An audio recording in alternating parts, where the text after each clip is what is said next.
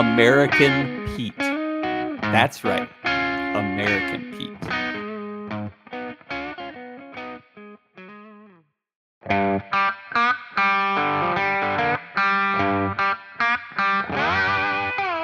Welcome once again to Chill Filter, the podcast where we drink whiskey so you don't have to. But you probably should. You probably are. Who are we kidding? You're drinking whiskey.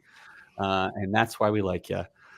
Today, I love having some of our guests on, and I love it when those guests have been supporters for years. I believe that this guest of ours today, he's been on the podcast before, but I believe this guest today has listened to probably every episode. 100%. Been a follower since likely day 1 to 30. Like within a month, he was probably hooked on, and then 4 episodes later, he's hooked on. If you know what I'm saying. So we got Ben friggin' Klepzig on the other side today, and Madtown Marketer. Yep, Madtown Marketer on Instagram, and we mentioned him, like we joke about this on the podcast that we probably mention Ben every single episode. Well, why is that? Because first of all, he's a baller, and second of all, he, like I said, he's been a supporter since right around day 1, and has hung in there over 314 episodes at this point. So we are happy to feature him on our 315th episode. So yeah, Ben, how's things? How's summer out in Wisconsin? You got a great view behind you. So how are things going? And don't forget, what are you entry buzzing on in any order you'd like? Well, okay, so the summer has been wet. We have a slip on the lake nearby, and we haven't gotten out on our little putt-putt pontoon as much as we would like, but when we do, it's fabulous. I am entry buzzing on Westland Garyana 6. Ooh, that's the one you sent us, right? Yeah. Yeah. In my chill filtered mini Glencairn. Heyo, it's the perfect size to warm within the palm of your hand. I haven't It is. mentioned that in a while, but it fits neatly there. Yeah. What was I think I've hit all 3. The other is my big news that I've been holding off on telling you until we had a chance to chat. You and I have historically both worked in the insurance industry. Hey, yeah. My big change is that I have pivoted out of the insurance industry after 20 years. That's a lot. And I now work for an organization that has restaurants, retail outlets. We produce some of our own beverages. Nice. We have a hotel. We have a theater. And we have lakeside entertainment. And it is on campus. Oh, it's just about like it was all coming together. I'm like, is this UW-Madison right here? I work for the student union.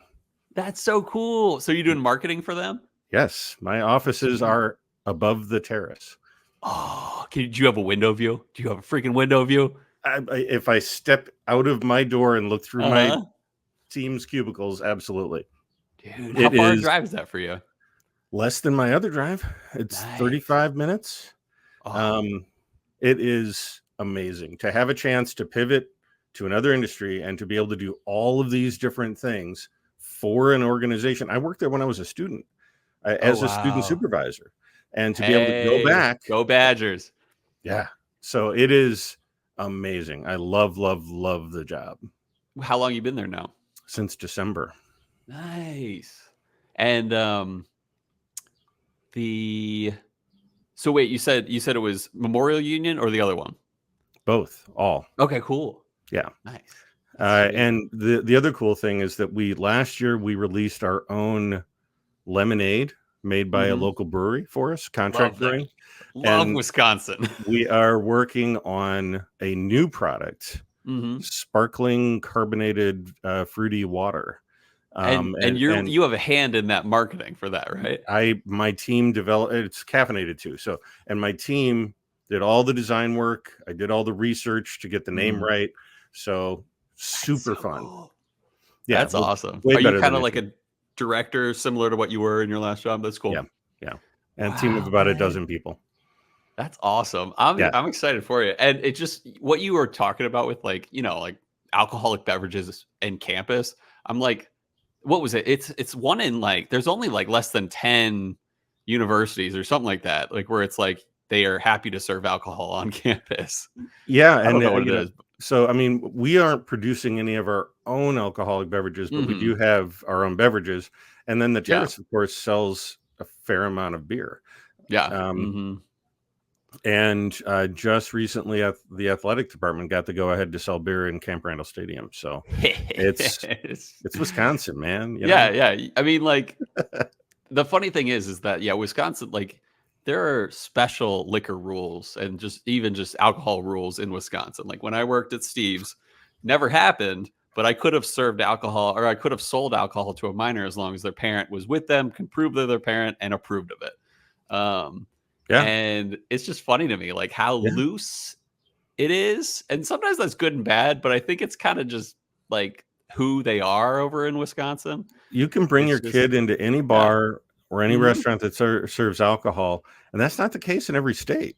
You know, and you could go the extra mile and say, oh, well, then I can also buy them a beverage if the bartender says it's okay. But just even the fact that you can go in, like we were in Atlanta, and we couldn't find a bowling alley that we could take our daughter to because they all served alcohol and they wouldn't let us in. Yeah. So I was an ABC manager at the Richmond bar that I worked at, and they, make you go through ABC manager training to, avoid breaking the law in terms of alcohol.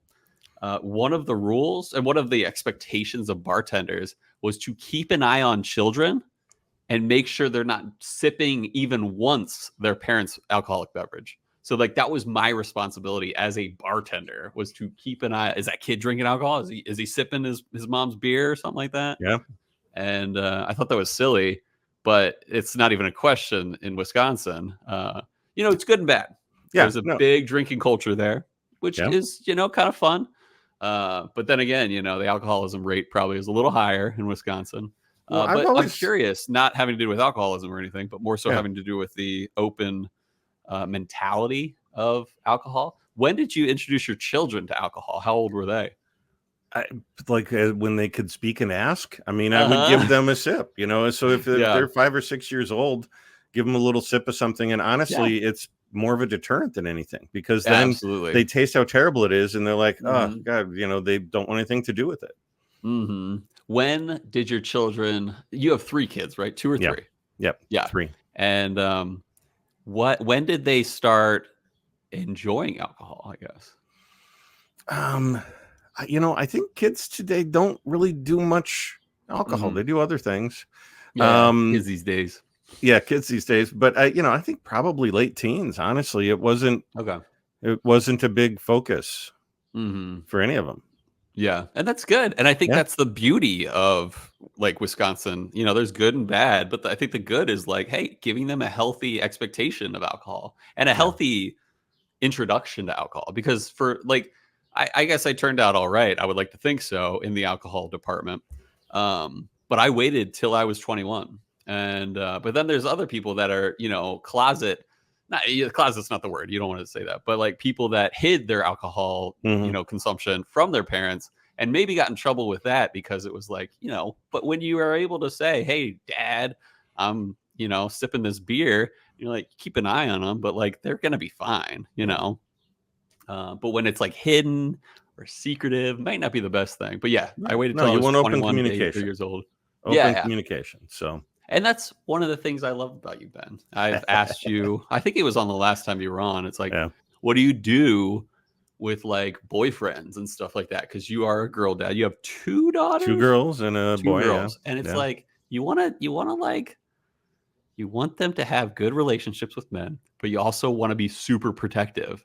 And you gave me the advice, and I stick to it, of like, if there is a boy in the picture, do not act like you're gonna overprotect. Do not joke around in that way, because maybe she will move forward with said boy, and then she doesn't feel like she can share that with you. And I'm like, I don't want that. I want sharing. I want openness. I want like respect and love. And so I'll take that's any all good. girl dad advice. How's your summer going? It's good. It's been hot. I don't know about Wisconsin, but it's been stupid hot out here. I was in for 4th of July. I was in Cary, North Carolina, near Raleigh, And it was like, I hate sweating. Hate it so much. But I was just getting used to walking to the car, either turning it on and letting it, rev up the AC, and like walking back to the house or just getting in the car and just being like, suck it up until, it cools down and just start driving. And I'm just used to sweating now. Like my shirt will always be, damp, or at least, somewhat, showing little speckles of moisture on the front. You want the reverse. You want the reverse remote start. So in Wisconsin, you have remote start. Yep. So that you can get your car going in the winter to get the heat going. Yep. You want to do that in the summer to get the AC going. And that's what I found when I only, growing up in Philly, it doesn't get too hot out there. But yeah, and same with Wisconsin. It's like you get the remote start for the heat, but in Phoenix, everyone has remote start, and not everyone. A lot of people have remote start, of course, for the opposite when it's very hot in the summer. So yeah, it's been very hot here, and I miss Phoenix in that way, because Phoenix was, yes, it was very hot, but it's been like around 100 lately, highs of around 100, and just like humidity at like anywhere between 40 and 70%. That's what everybody says is it's a dry heat in the desert. Yes. In Phoenix. And that matters. Yeah. And I would take 115 in Phoenix over 100 in Virginia any day. You're not going to hang outside, but at least I'm not sweating in Phoenix. I'm just, the moisture is just being sucked out of me, and I will die pretty quickly in Phoenix as opposed to probably Virginia. But I won't see it coming in Phoenix. You know what I'm saying? So, but otherwise, life's been good. I am excited for Bryan. I hit him up a moment ago, said, "Can I share the name of your daughter?" And he hasn't reached back out. So maybe by the point that he reaches back out, we'll still be recording. And but yes, he's had his daughter. I'm stoked for him. I guess it's not answering your question completely, but I am excited for Bryan and sharing, my infant stories with him, and excited for him and Sam. I find that if you want an instant response from Bryan, post something in the shopping channel on Discord. That's true. That is true. Because then he is on it. Yeah. Did you see my my recent post on shopping? It was I found a Jack Daniel's single barrel proof rye at almost 137 proof. It was a 136.9er, and so yeah. Let me know if you want one. I think there were more on the shelf. So, all right. Because I know it's not as easy in Wisconsin as you mentioned recently. Yep. So, but yeah, life's good. My wife and children are at my in-laws right now, swimming in their pool and stuff. Excellent. And so it's like, it offers this option of like, I can get so much done while they're out having fun. And, of course we're recording, but they might be out for a few more hours. So I'm like, what do I do? Oh, my birthday is Tuesday. It's the 9th of July. So I'm excited for that. Happy birthday early. Thank you. And yeah. And then I'm entry buzzing on Del Bach nice. Dorado. Because what we're drinking today might be similar in some ways. It is a single malt, and there is peat involved. But there's no peat involved with Del Bach. Mesquite, not peated. Exactly. And I love Del Bach. It feels cool. I know we weren't like there on the ground level, but I do feel like we got in there with them and realized how amazing they were before a lot of people did. So that's kind of one fun thing. And they're still good, still killing it. This product does not contain any tobacco or nicotine because it mentions it has tobacco notes. Interesting. Keep away. But speaking of tobacco notes, I know you're a cigar guy. Anything good you've been smoking lately? I keep going back to, I think it's like Macanudo White. I think it's just the Connecticut wrapper, mild. I'm not like a, big fat stogie, really intense. It's just something that's chewing mild. On it. Yeah, something that's mild, and then a whiskey that can stand up to it, right? Maybe I'll smoke a cigar while the kids are out, because I'm a twice a year kind of guy, and it has been 6 months since my last. And the last one I smoked was the one you sent me, the Pappy Van Winkle related one. So nice, which was very good. And yeah, so it's been good. Life is good, and yeah, we're just excited. I don't know. Like Heather and I are finally, like it's I guess it's always been the case, but like Heather and I are like, no more kids. We're good. If the Lord wills it, we will not have any more kids. And so yeah, that's kind of where we're at. And I might need to get a vasectomy soon, but maybe I'll mention that in the future episodes. Well, that'll be all of your chat time. Yeah, exactly. Let me tell you about everything that happened down there. But that's the funny thing is like I think about that. I'm like, should I ever mention something like that on the podcast? But then I'm like, we always mention everything. Like we like to be very genuine. I'm not going to talk about the details. But if I get a vasectomy, it's probably going to come up on a podcast. But I don't have any ice today, but I have a bag of peas. So yeah, exactly. I can take out the peas from the bag real quick, cool down this whiskey. So yeah, but yeah, today we're going to be drinking. Yeah, I think I mentioned it, but Westland Solum. That's Solum with a U, and second edition, and I won't even mention anything more because I really am looking forward to this history segment. Anything else you want to talk about, Ben, before we I'm happy to hear anything you got. No, I don't think so. I think we're good. Yeah, that's cool. How's the kids? Chugging along? Kids are doing, I mean, we all have different milestones, right? You and Brian's got a big milestone that just happened. You've got milestones happening every other month. My oldest, my son, is getting married in the fall. Oh, that's great. And I was just downstairs helping my youngest with Algebra 2. So both of those are far in your future, but they're part of my daily reality. How do you do with Algebra 2? Are you feel competent in that?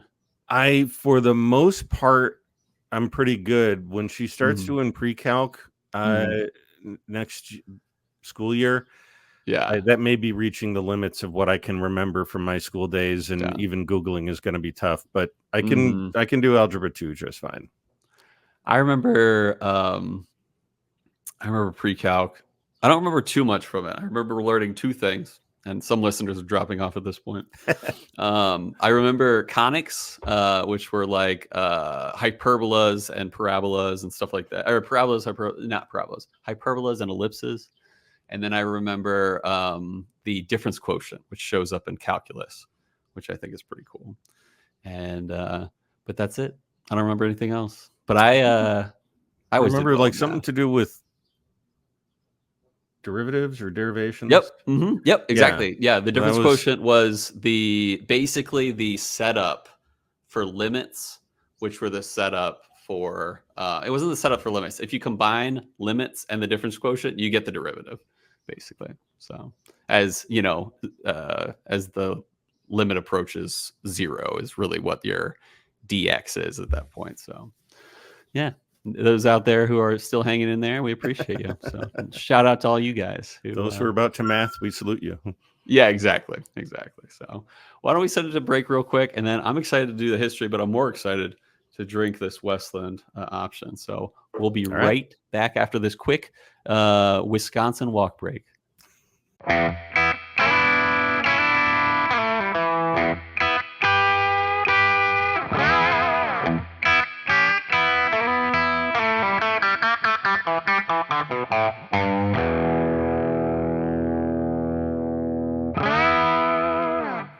Welcome back. Great walk. A little muggy, maybe a little. There were a few mosquitoes out, but that's okay. Yeah, got a little damp. Yeah, a little damp. I got my moisture in the shirt a little bit, but it's okay. Really quick shout out to I have two. I have a shout out to Bryan for being a dad, which is awesome, and it's official. Last episode we were like, me and John were like, we don't know if he's already had his kid yet, but he probably has at this point. And then he has had his daughter, name to be announced potentially. And then Oh, shout out to Curtis Wax, our latest a Patreon subscriber. We appreciate you, Curtis. Actually, not only double ding for Curtis, but his cute little stemless Glencairn with the chill filtered logo on it is already on the way with some other goodies, including his couriered drink along samples. So it happens quick when you're a Patreon person. So hop on if you haven't checked out patreon.com/chillfilter yet. So let's talk about some Westland Solum edition number 2. This is not our first Westland episode on the podcast. And I think, Ben, when you mentioned I got Westland, I was like, I don't know if we've done that on the podcast yet. But I'm like, of course we've done that on the podcast. It was one of the Ben Klepzig joint. That was Westland Garyana. I believe it was batch 6 or edition 6, which you sent. Yep. So shout out to that baller, Ben Klepzig. So that was episode 222. That was almost 100 episodes ago. So almost 2 years ago. And Ben has always been an amazing sharer of good whiskey. And I think he gets it. He's kind of on our level where it's like shared whiskey is the best whiskey. So let's get into what makes Westland special and what makes Westland Solum special. And that's spelled SOLUM. So one thing I love about Westland is they're not afraid to tell you everything about the whiskey they make. They, even on their website, and I'll get into that in a minute. But Westland started in 2010 by guys named Matt Hoffman and Emerson Lamb. They set out to make a quality single malt whiskey that in the Pacific Northwest. And from what I've tasted so far, they're doing a pretty good job, and they're very proud of what they do, and for good reason. Based in Seattle, Washington, and a strictly single malt whiskey distiller. It took them 3 years from when they started the company to actually produce their first single malt whiskey. And I thought about this and I was like, a lot of companies will, start either make like moonshine or gin or even source for a little bit. Like for example, New Riff. New Riff is starting to age their juice, started to do a few source things, and then really started to take off on their own. What's another one like? You get some of these local craft distillers wherever you're at, and they're making gin, they're making.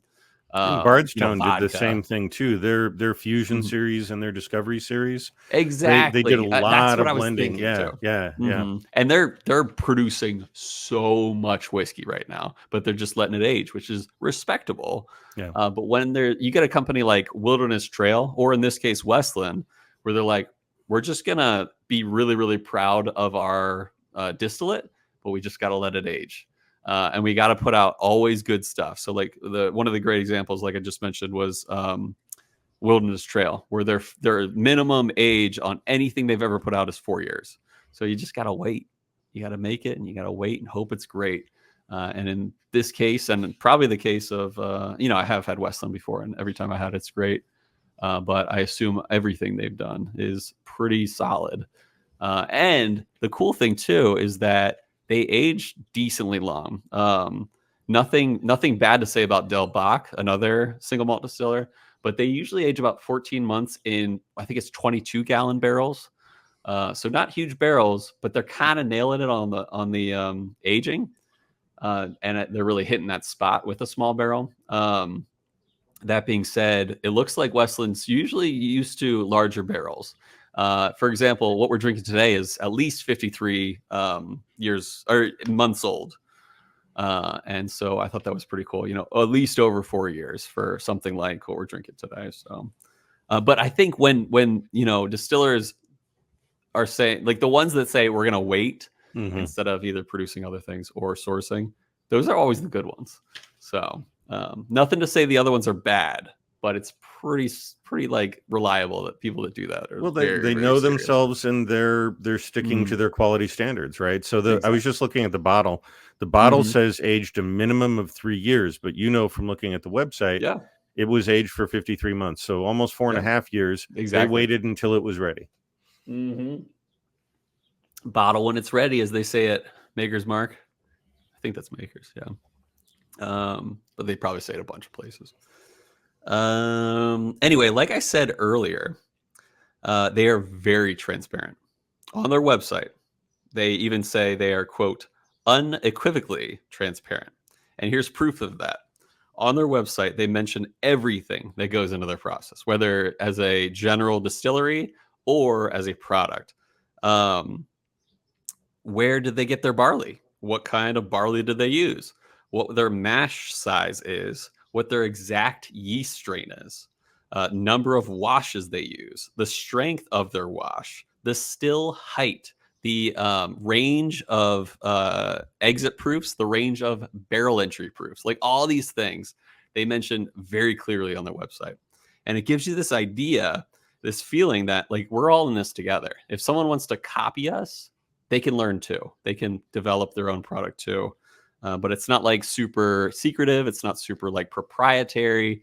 I really love about Westland is they're inviting in that way.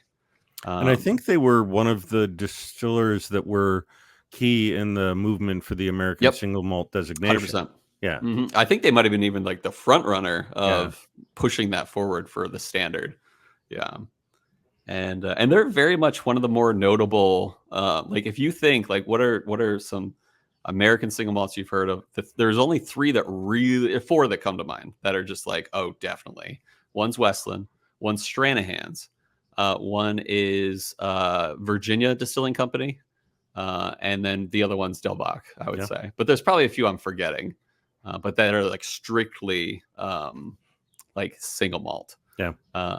Except for technically Delbach put out a rye, but it wasn't their own product. So. But that was just a one-off. And yeah, it's like they're inviting others to be a part of that American single malt movement, which I dig. They have their flagship whiskey, their American single malt whiskey. Nothing crazy on the label or anything. It's kind of that white and blue and a little bit of red label. And that they do have a lot of other options too. They have a heritage collection.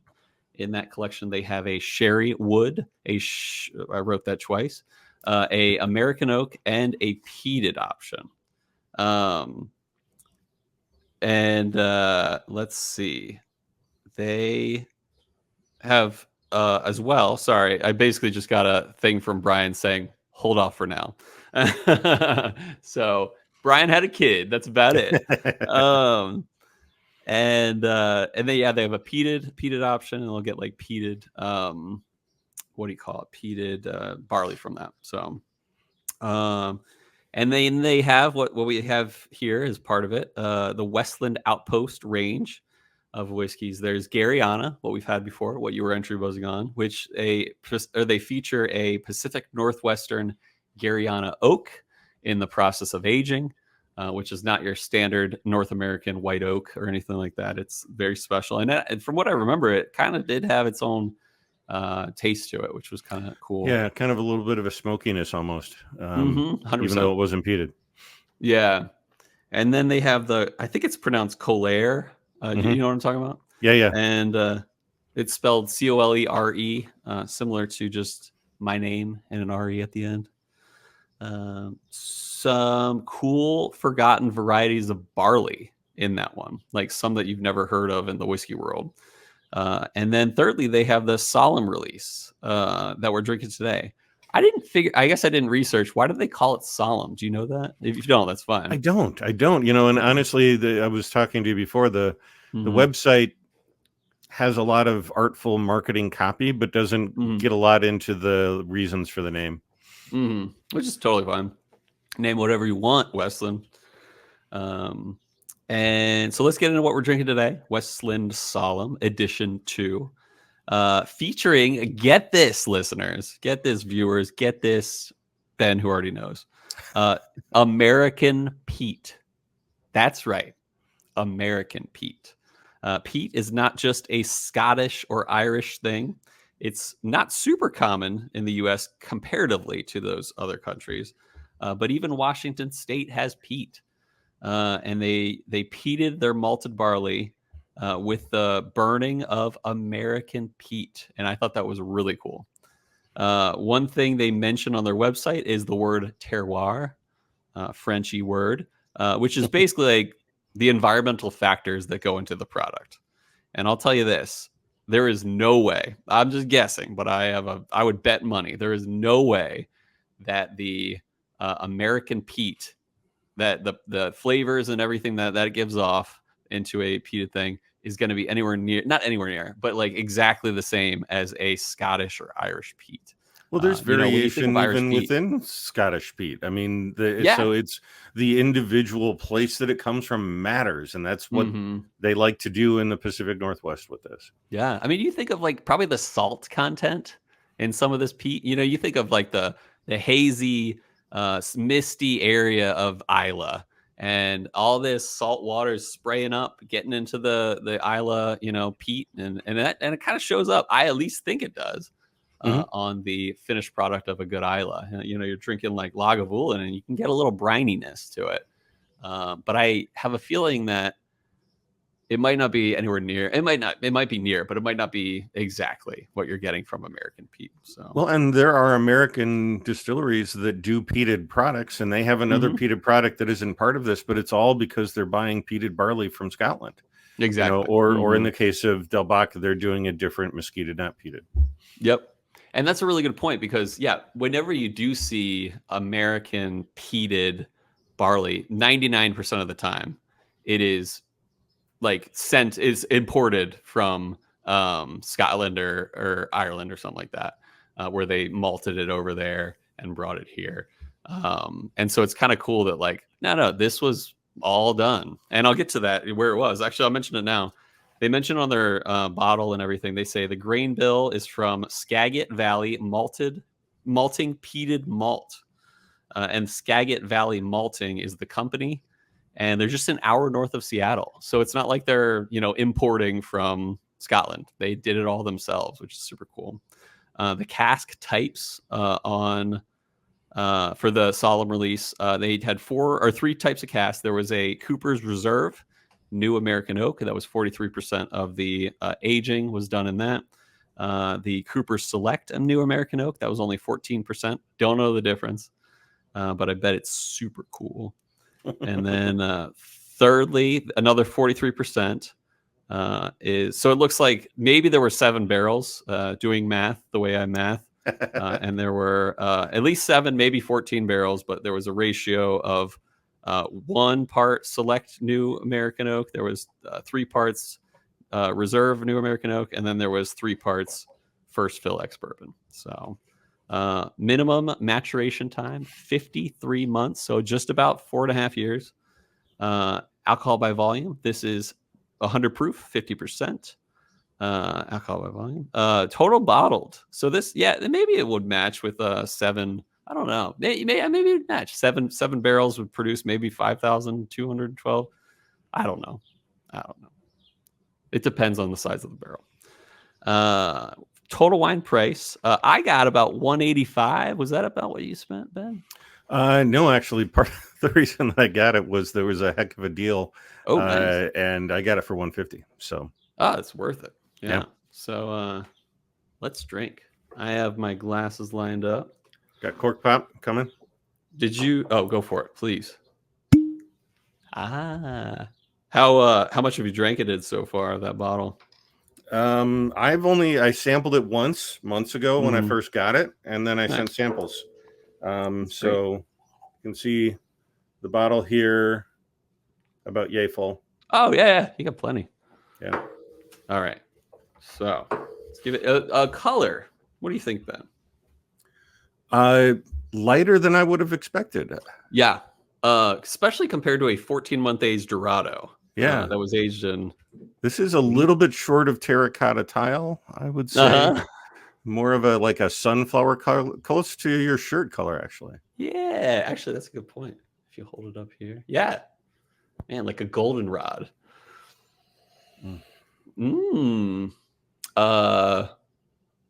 It's winey to me. Chardonnay, but not white wine for sure. There's some good yeastiness to this. Yeah, I can't just help but nod in agreement, man. There's definitely, I can catch some of the peat smoke on there, but there is subtle, a white wine vibe going on, and that yeasty note is good. It's kind of like smelling rising bread dough. Yes, 100%. Mm-hmm. It is sweet in a white wine way.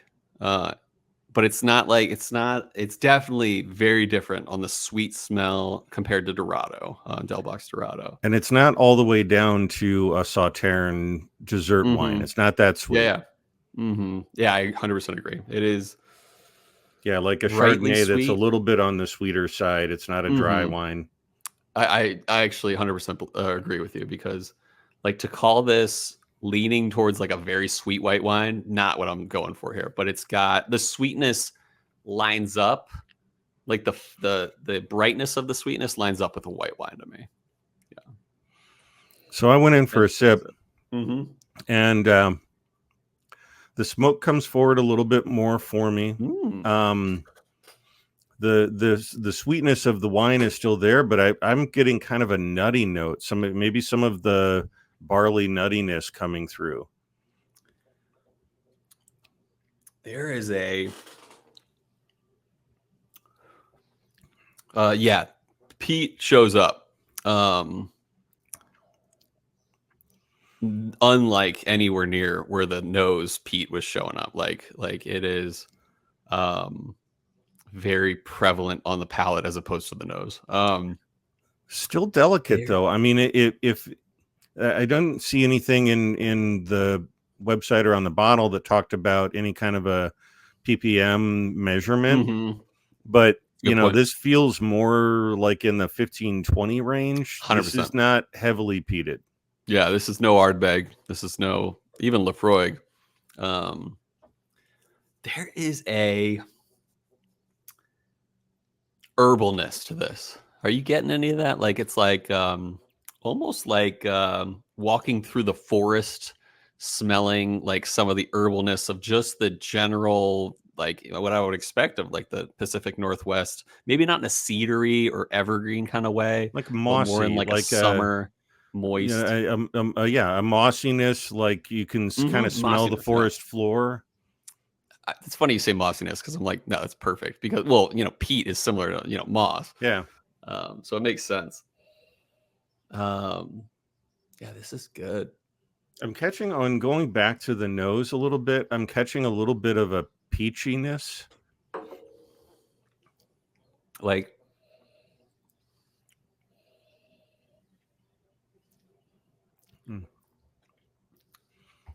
not quite peachy O-rings, but yeah, that was a good one. I'm not as much, but I don't hate on it. The more I taste of this, though, I'll say this: the more I taste of this pour, the more that taste shows up on the nose, and yeah, that earthy mossiness with some smoke. Don't get me wrong, there's smoke here. But this is nothing like an Isla on the flavors of the peat, beyond just the campfire a little bit that you might get. I dropped a little bit of water, and I'm catching it's kicking up more ethanol, and I think the smoke is a little more pronounced on the nose. I'm excited. Just dropped a few drops. Spin it around. Yeah, different nose. A little more yeasty. As opposed to, it's definitely not as much some of the notes I was mentioning earlier of like white wine. With water on the palate, again, the smoke is pretty pronounced. I'm catching a little bit of that tingle that I get with scotches sometimes. I don't know if that's an iodine thing or if that's the wood, but I'm getting more of that. The sweetness from the wine for me is a little present as well, more than it was before. Yeah, I agree with that. And the tingle is actually a really good note because it's not just the feeling. It's like you can feel it on your tongue, but that iodine-y kind of like almost like, doctor's office, a little bit of a tingle there. I'm getting this kind of earthiness, like you're getting a little bit of a sense of the dirt in a good way. I mean, it's and on the website they have a video of them harvesting the peat. Oh, cool. And man, it's wet, dirty stuff, man. I don't know what Scotland's peat is like, but it's definitely dense. Yeah, that's what it seems like. And they say they dry it out in Scotland, but I don't know how much you can dry that kind of stuff out, which makes sense when you're smoking something. It's like usually there's a little bit of moisture in there to produce more smoke. Yeah. Okay. So I'm not talking about marijuana. You ever heard of skunk weed? Only in the sense of marijuana. Oh, yeah. Okay, cool. There is something, especially where I grew up in Pennsylvania, there's a weed that if you break its stem, it's just very easy to break its stem. You can kick it and it'll knock this weed over. But it releases a very light, skunky smell. And I don't think it's a bad note here. It's just a little bit of that earthiness that I'm getting has the slightest bit, and it's not a bit like to say this whiskey is skunky is not describing this whiskey. I really don't mean that. But there's this weird, like earthy, tiny bit of like skunk weed to it for me. Is it off-putting? No, it's not actually. I kind of dig it. What's interesting to me about this is, and again, maybe it's because I tend to drink peat bombs, but a lot of times with peated Scotch, when I'm talking about the finish, I'll describe how like the smoke and iodine flavors are kind of in a race to the finish with the sweet components. So there's some fruity or sweet component that balances the smoke and the peat flavors, but you can feel them kind of like dueling it out as you get to the end of the finish. And to me, fun whiskey right there when they duel it out. Well, that's like, an Octomore or something like that. But it feels very integrated. It doesn't feel like it's competing with each other. It feels kind of melded in some way. Yeah, I agree. It is. Yeah, like when you drink, like for example, like what we drank last, the Ardbeg Heavy Vapors. There is that kind of like push back and forth. This one, it's kind of like streamlined a little bit. Not bad, not a bad thing. Dropping a cube here. Making whiskey dizzy.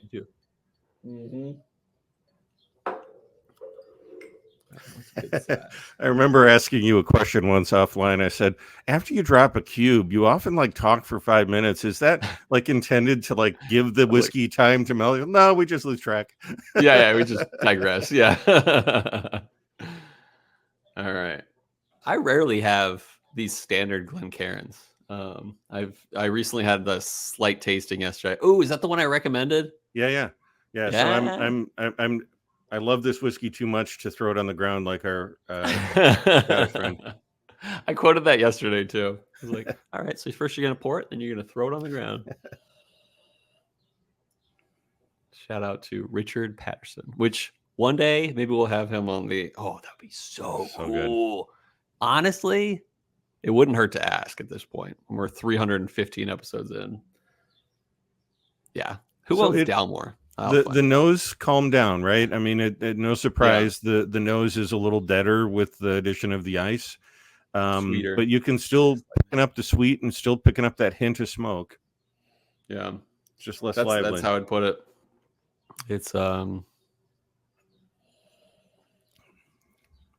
I think one of the things I saw on their website was a mention of tobacco. Are you getting any tobacco on this? I wouldn't say it's prevalent, but no, that might be just in what we're picking up as earthy. Maybe a doobie, some of that, not a cigar. Some of that tingle. Yeah, it is. Yeah. The Pacific Northwest. Yeah, exactly.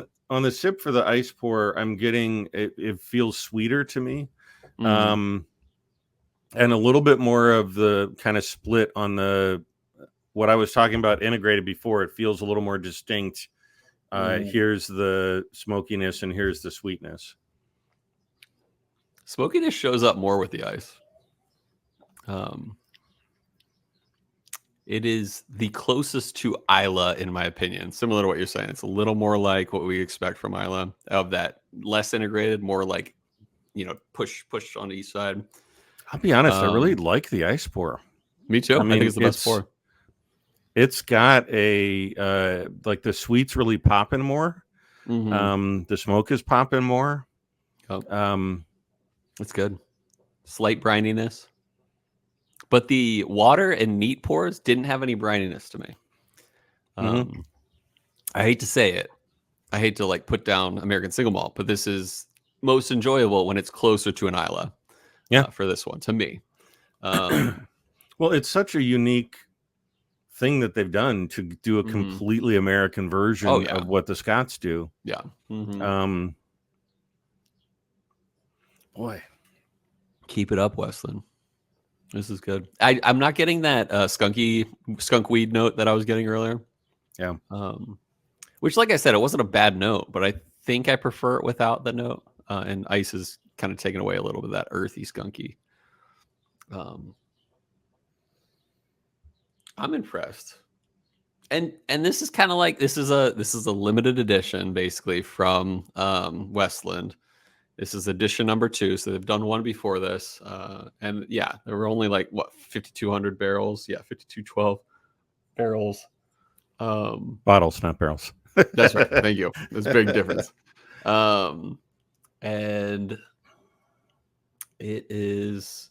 I love what Westland is doing. Like I mentioned earlier, when they basically say we're not cutting any corners, we're aging it, we're doing it ourselves. We are very transparent about it. And then on top of that, I love experimentation. And so they have their outpost, right, is 3 different ways to experiment. One is with the Calera with barley types. One is introducing this unique to the Pacific Northwest oak barrel. And now this American peat, really interesting and challenging and expanding, and I love the exploratory spirit there. Who can hate on trying things out with it's still respecting the spirit.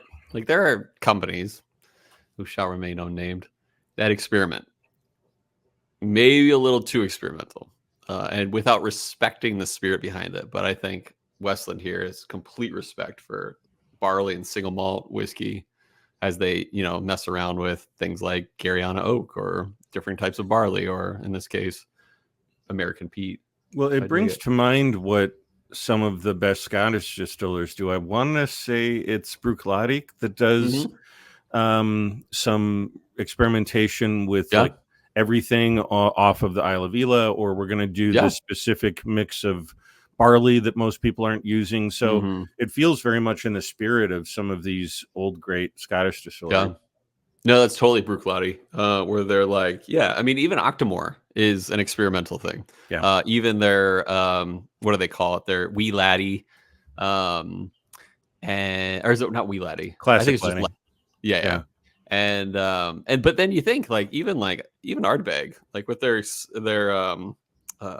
committee releases and stuff like that, Heavy Vapors, they took out the vape, or what is it called, the purifier. And I love that one. These different things. So good.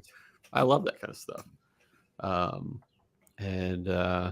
They're always trying new things, and that's kind of the fun. I think I've mentioned this before on the podcast. Lefroy, they used to do commercials. I don't know if it was ever in the US, but they used to do, you can find them on YouTube at least, where they're like, what do people think of Lefroy?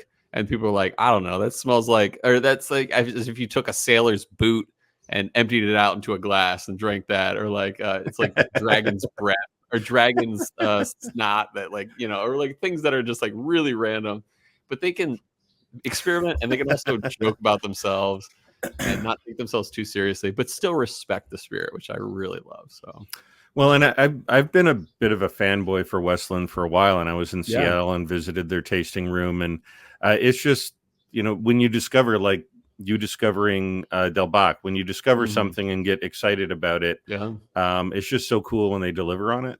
Yeah. And when you find something good, like when you're like, oh, I love this release. Hopefully it's next year they'll put out a similar release that's slightly different, but also, the same kind of feel to it. So it's always fun to collect different batches and different editions and stuff like that. So yep, 100%. Like Ode to Isla is probably going to come out in the next few months, or at least in the winter. So I'm got to save my budget up for that. I know, right? So Cole, what are you thinking? Baby. What are you thinking for ratings? Yeah, that's a great question. Do you have something in mind yet? Don't tell me yet. I do. Okay, so I'm gonna go 8.4 here. Okay. I think this is unique. Really good. But also, I don't know, 8.4, maybe 8. Yeah, I'll keep it at 8.4. I'm kind of between 8.4 and 8.6, but I'll just keep it at 8.4. Because this is good. This is impressive. I love the idea of it. The whiskey is, I don't know. It's hard. Maybe I'm going to change my answer. 8.5. It's not a big difference. But I do think the earthiness is really cool, especially for an American single malt. And the peatiness is good and yet unique at the same time.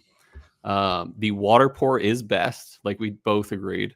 But there is a little, I wish it were a little more briny, but that's not their fault. Like, it's not like, it's just like with that peat. And then the other thing, I wish it were a little more sweet, but that's not their fault. But when it comes down to like smoky scotches, I like them sweet with the peat. So that's the 8.5. I think it's very good whiskey.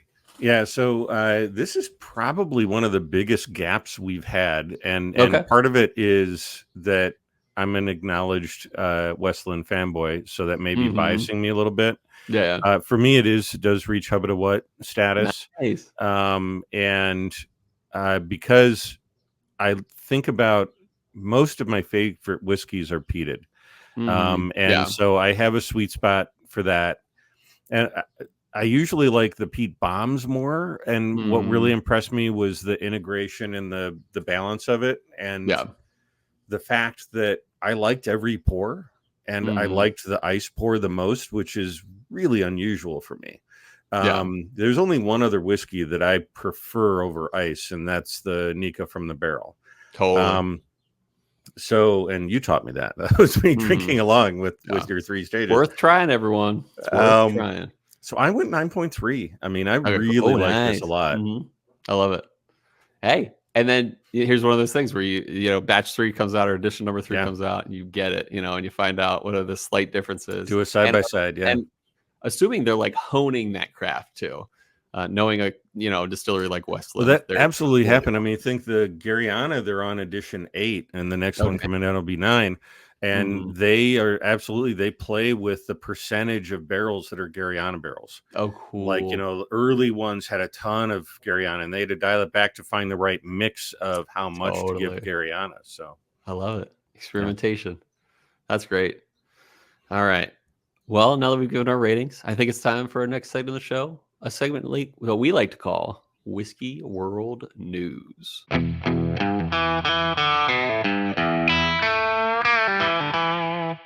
All right, our next segment is Whiskey World News. It's where we find an article, didn't write it, gonna read it. Here we go. That's a little homage to Robbie. So this is from a blog post from Whiskey and Whitetails. No name given, just Whiskey and Whitetails. And the title of it is, Should You Care About the Awards Given to Whiskey? That's this is in January 25th, 2022. It seems like every couple months a new whiskey gets released and has already received a triple uranium medal from a brand new competition you've never heard of. Do these scores and medals actually matter? Yes and no. I had this discussion with a group of friends the other night when Henry McKenna 10 won the San Francisco Spirits competition of best whiskey.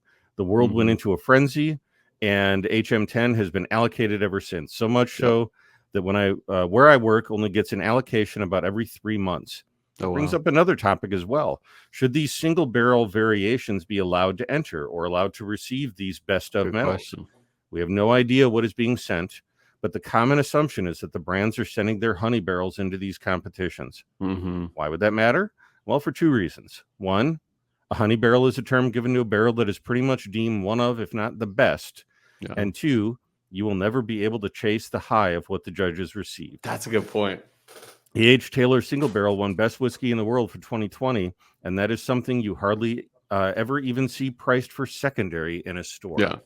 In a second article that I found on Forbes.com, they talked about the San Francisco Spirits competition, and they talked about how in the most recent year they received 1,800 entries, and over 400 entries received double gold. About 25% of the entries in the San Francisco Spirits got double gold. Yeah. Now, and probably everyone got a medal. Right, right. And you know, this article goes on to talk about how this is kind of the equivalent of the JD Power and Associates awards that a lot of companies, and I've worked at companies that have chased JD Power stuff, and it does end up feeling a little rigged. But in the Forbes article, they talked about, well, everybody's sending their best stuff, so of course everything's going to be great. So why wouldn't you have 25% be double gold? So I have thoughts. Cole, what are your thoughts about medals in whiskey competitions? I think this is great article and great question, because first of all, when it comes to single barrels, I think the author is very right. Like, it's like, dude, like, first of all, yes, we will probably never have that barrel. Second off, it's like, you picked the best of all the ones, like hundreds, if not thousands of barrels that you put out that year. Then when it comes to, like, I'll say this, when it comes to just like, especially like something like the San Francisco World Spirits competition, it makes, two thoughts. Okay. First of all, when it comes to like something like the San Francisco World Spirits competition, we don't even really mention those accolades on the podcast anymore, because they are, in my opinion, completely unreliable. Everyone gets a medal, and a lot of, like, could you imagine, like you're like, sweet, like, if you're a producer, you say, I just got double gold at, San Francisco World Spirits competition. And yet you look at 399 other whiskeys that also share. And some of them you're like, really? They got that? Like, and that you could do as a consumer is say, like, okay, that got double gold at San Francisco World Spirits competition, but also did this crap whiskey get double gold that I've tried. And so it's like, it really takes away credibility from a competition like that, but also just like in general, like, and a lot of these competitions beyond San Francisco World Spirits competition are like that. But it really makes me think, well, there are questions about it, but remember we've talked plenty about Jim Murray, and he would put out his whiskey Bible every year. And at least he didn't give people double gold and stuff like that. Like, that's one of the things. Like, he was kind of sexist in some of his things. Some people claimed he might have been bought out, but at least he didn't give everyone a medal, and he gave a score. Like, everyone got a quarter point score. Like, it went from, like, if it was like 90.25 or 90.5 or 90.75, and like all the quarters.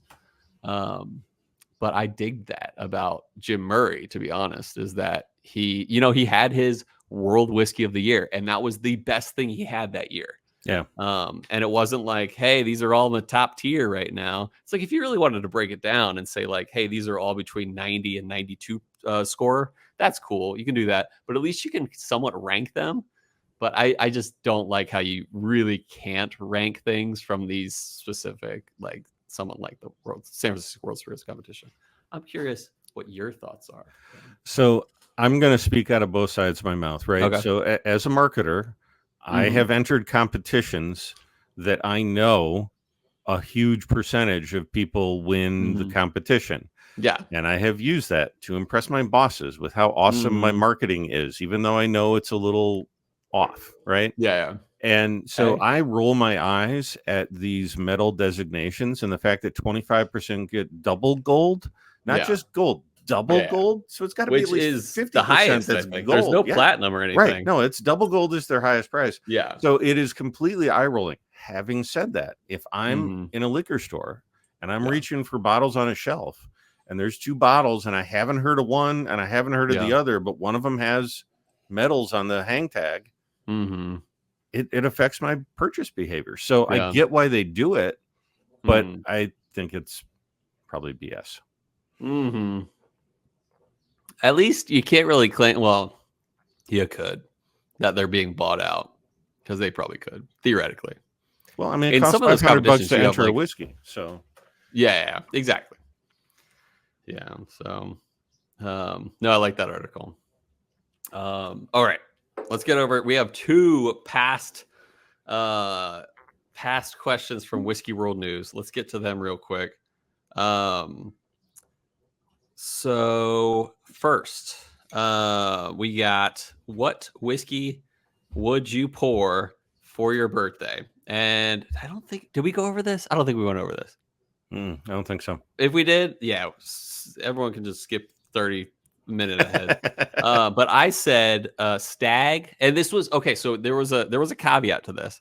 What are you picking from your collection? Right, current collection. And Bryan said William Lou Weller. I said Stag. And Bryan won faux show 76 to 24%. It just means we're jealous of his collection. That's all. Yeah, exactly. I mean, I have right, one, but you're not pouring it for your birthday. Unopened, that has no. It's not even unopened. I only have one BTAC that is not finished on my collection right now. But William LaRue killed it. We got some good write-ins though. We got Bro Esquitosa. He said this year was Springbank 15, but usually it's Stag Junior. Although I'm running low on them. Marco and AZ said Calumet 16. Good pour. Whiskey Drinking Panda, Joey T. Glenn Morangi Signet. He says it goes well with carrot cake. And now it's starting to click that I mentioned carrot cake before. And I said, I love carrot cake. Maybe we have talked about this before. Either way, I'm going through them all. Yeah. And then 480 Whiskey's response. I imagine he is a Phoenix area whiskey fan. He said Russell's 13. Good choice. Paul Clarkson, he says he's got a 2020 George T. Stag. And now I know that we've already talked about this because I remember mentioning, well, if only I picked the 2021 George T. Stag, which wasn't in existence. And so I'm going to skip to the next question. Okay. We love you, Paul. We love you. B-side, Bryce Marita, Kilted 518. That's Miles Ferguson, and one of our favorite listeners, Madtown Marketer. Hey, but we're going to skip to the next question, which is what whiskeys? It says, what whiskey disaster is more heartbreaking? In this case, there was my friend Trent, who dropped the Elmer T. Lee, leaving his car and getting into his house right after his honeymoon. He didn't even open the bottle; he just broke it on the way into the house. That got more votes than cork disintegrating in a 25-year-old Glenn Farkless. 57% to 43%. I won last time. All right. And then the next question was, what whiskey disaster, or the same question for our listeners, what whiskey disaster has struck you or someone that you know? We got Bryce Marita said he broke a freshly opened bottle of Rip Van Winkle 12 while carrying it in a shopping bag. Bryce, how do I not know about this story? So hit us up. Tell us the whole story, Bryce. We might even mention it on the podcast. And then secondly, we got a Madtown Marketer. Madtown Marketer. I wonder what his name is. It might be a new listener. No, okay. Yeah. He said he got a tainted cork on an IW Harper 15. Still don't know if it was the cork or if I just don't like IW Harper 15. I like IW Harper 15, so I bet it was a tainted cork. Were there any signs that the cork was disintegrated or like showing any issue? Yeah, it was like discolored. It was kind of blackish gray, and yeah. I like Harper 15. It's one of those high age, low proofs that I can get behind. So yeah, I bet you had a bad one. Which sucks. Yeah. I've heard of instances, not with IW Harper 15, but like Blanton's. Like you could say, like, hey, I'll show you a picture of my cork, and they might even like try to get you a new bottled Blanton's from like the distillery. 480 Whiskey into house. He said paid for a bottle of Travelers, which I think is pretty funny. So we still haven't. I still haven't even sipped Traveler yet. Yeah. because we bought it for to do on the podcast, and we just never got into it yet. So that's I two will hopefully mentions find of out. 480 whiskey. So Yeah, exactly. And a new baller. Yeah. So the third one is Dramhound, or the fourth response for this one is Dramhound. He says, I've been pretty lucky. I only lost a Wild Turkey Kentucky Spirit feather bottle. It fell / broke in storage.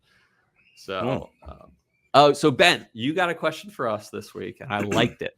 So yeah. So, what has been amazing about the explosion of interest in bourbon and whiskey is that there have been a lot of distilleries that have started up in the last 10, 20 years. Mm-hmm. So a lot of our listeners probably have distilleries close by. Yep. So what is your favorite distillery that you can drive to and enjoy? So make a day trip out of it.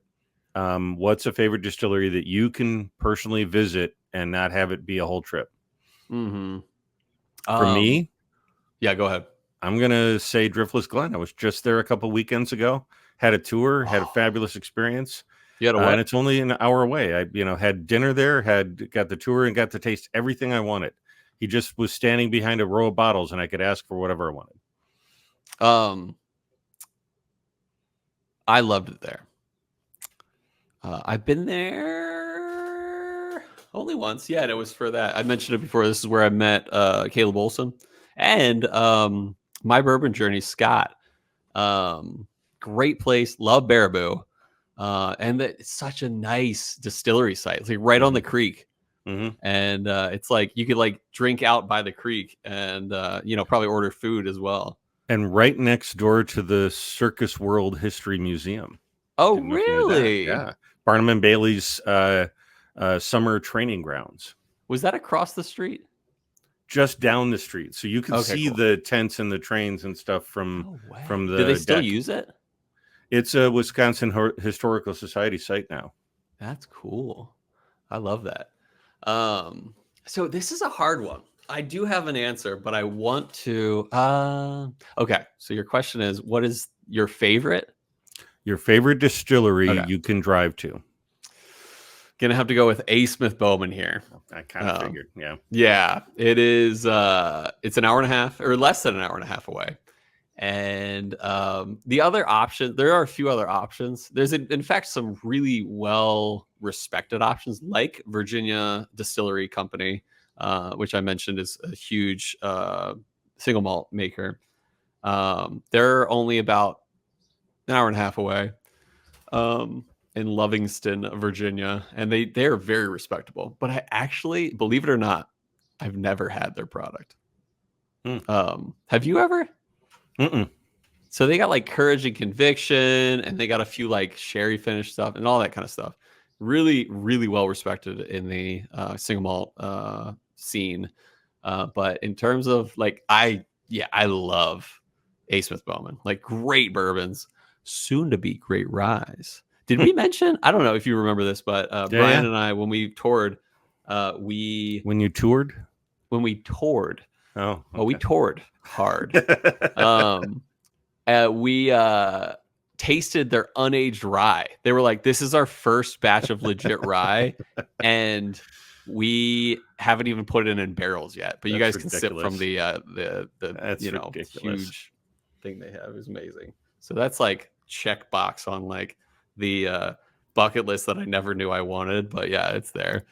I kind of assume that a lot of our listeners have distilleries close to them. I mean, that Driftless Glen is easily my favorite, but there are 3 others that I can mention within an hour of my home. So what's that one? We did one episode. It was like Yahara Bay. Is that still around?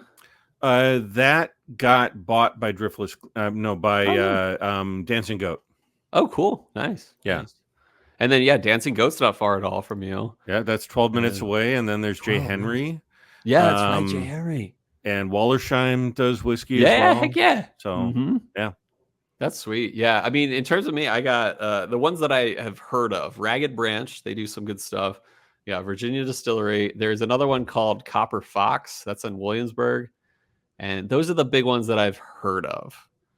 But any of the other places that you've lived, Cole, I mean, there's 3 or 4 that you could pick from the Phoenix area, 3 or 4 you could Colorado pick from Springs, Colorado. Yeah. Boise. I don't know anything in Boise though. But like, Phoenix, Pennsylvania.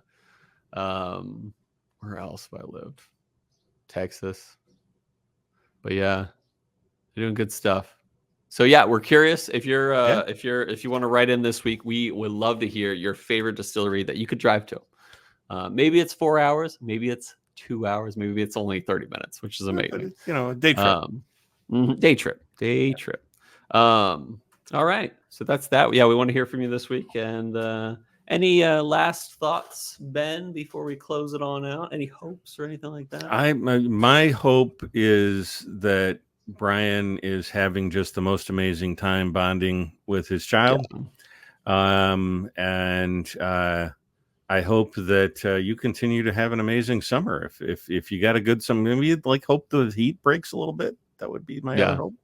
Yeah, I hope that too. I hope you enjoy leaving your desk at work and hitting up that terrace and sitting on one of those beautiful terrace chairs and enjoying a beer as much as you very well want. We didn't even talk about their Friday fish fry they just introduced. Oh my God. That's so good. And you can get ice cream there. You can get friggin' made on campus ice cream. Absolutely. Yeah. But most of all, listeners, I hope that our love of whiskey lifted your spirits.